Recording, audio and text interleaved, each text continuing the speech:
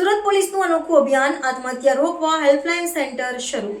શહેરમાં આપઘાતના વધતા જતા કેસો અટકાવવા સુરત પોલીસે એક અનોખી પહેલ શરૂ કરી છે। પોલીસ કમિશનર શ્રી અનુપમસિંહ ગેહલોતના નેતૃત્વમાં આત્મહત્યા હેલ્પલાઇન સેન્ટર શરૂ કરવામાં આવ્યું છે।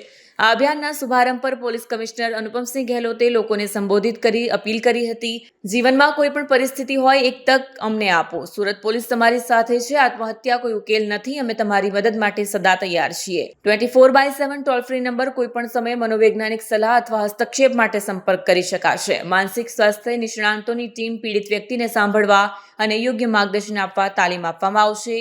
સહાય માંગનારની ઓળખ અને સમસ્યા સંપૂર્ણ ગુપ્ત રાખવામાં આવશે। અગાઉના વર્ષોમાં સુરત અને આસપાસના વિસ્તારોમાં આત્મહત્યાના કેસોમાં વધારો થયો છે, જેમાં યુવાનો અને પારિવારિક તણાવના શિકાર થયેલ લોકો મુખ્ય છે। પોલીસનું આ પગલું સમાજમાં જાગૃતિ લાવવા અને માનસિક આરોગ્યને ગંભીરતાથી લેવાનો સંદેશ આપે છે।